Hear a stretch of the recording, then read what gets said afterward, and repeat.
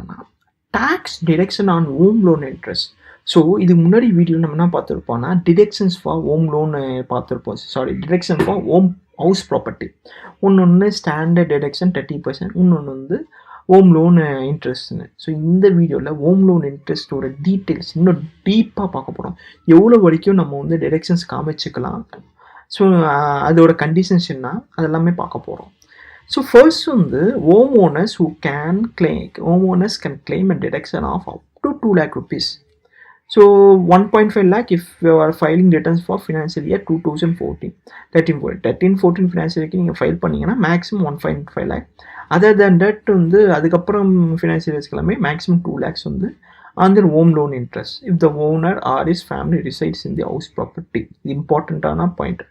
இப்போ சப்போஸ் நீங்கள் வந்து ஒரு ஹவுஸ் ப்ராப்பர்ட்டி வச்சுருக்கீங்க, அந்த ஹவுஸ் ப்ராப்பர்ட்டியில் நீங்கள் இருக்கீங்க, எய்தர் நீங்கள் இல்லை உங்கள் ஃபேமிலி இருந்தால் அது வந்து செல்ஃப் ஆக்குபைட் ஹவுஸ் ப்ராப்பர்ட்டி வந்து செல்ஃப் ஆக்குபைட் ஹவுஸ் ப்ராப்பர்ட்டியாக கன்சிடர் ஆகும்.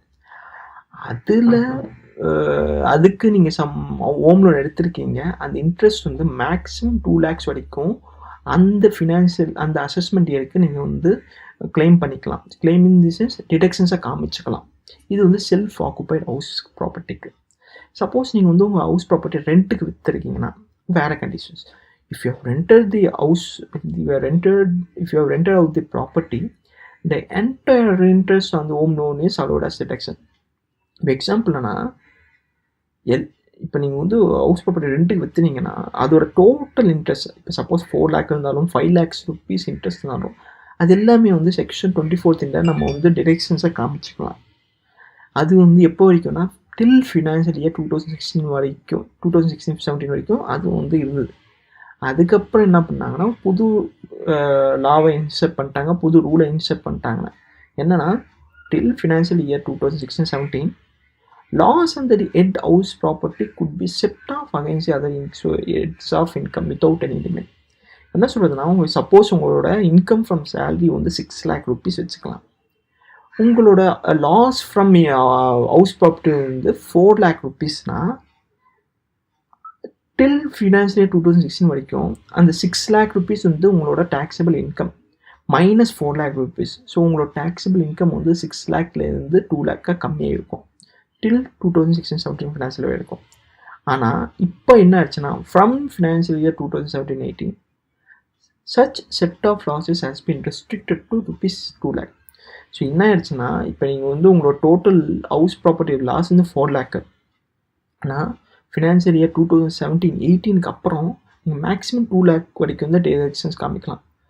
ஸோ இந்த மாதிரி கேஸ்லன்னா உங்களோட டோட்டல் இன்கம் ஃப்ரம் சேலரிஸ் வந்து 6 lakh, உங்களோட ப்ராப்பர்ட்டி ஹவுஸ் ப்ராப்பர்ட்டி லாஸ் வந்து மைனஸ் 4 lakh, பட் நீங்கள் வந்து மைனஸ் 2 lakh வரைக்கும் தான் இந்த ஃபினான்ஷியல் இயரை காமிச்சிக்கலாம். So 6 lakh minus 2 lakh, so 4 lakh வந்து டேக்ஸபிள் இன்கம் ஆகிருக்கும்.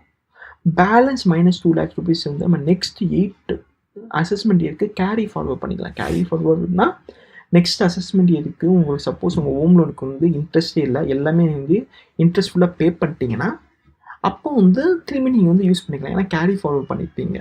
ஸோ இதுதான் வந்து புது ரூல் வந்து இன்சர்ட் பண்ணாங்க 2017-18. இதனால் வந்து யாருக்கு வந்து யார் அஃபெக்ட் பண்ணுன்னா ரெண்ட்டு கொடுத்த ஹவுஸ் ஓனர்ஸ்க்கு வந்து அஃபெக்ட் பண்ணும்.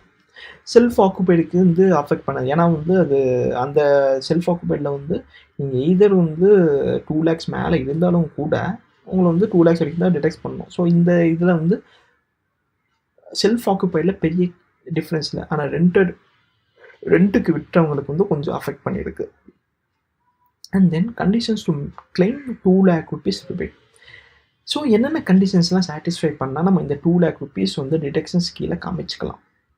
ஸோ ஃபர்ஸ்ட் வந்து home loans must be for purchase and construction for a new property. நீங்கள் எடுத்த ஹோம் லோன் வந்து construction for a new property purchase of new ப்ராப்பர்ட்டிக்கு தான் சூட் ஆகும். சப்போஸ் நீங்கள் வந்து அதுக்கு இல்லாமல் வேறு எதுக்காவது ஹோம் லோன் எடுத்துனீங்கன்னா இந்த 2 lakh rupees நீங்கள் வந்து டிடக்ஷன்ஸ் கீழே காமிச்சிருக்க முடியாது. And then the home loan must be taken on or after April 1, 1999. So April 1, 1990 அப்புறம் எடுத்த லோனுக்கு மட்டும்தான் இந்த 2 lakhs ரிபேட் வந்து செட் ஆகும். And then the purchase or construction must be completed within 3 years from the end of the financial year in which home loan was taken. என்ன சொல்லுதுன்னா, suppose வந்து நீங்க வந்து ஹோம் லோன் எடுத்தீங்க for construction from the construction time.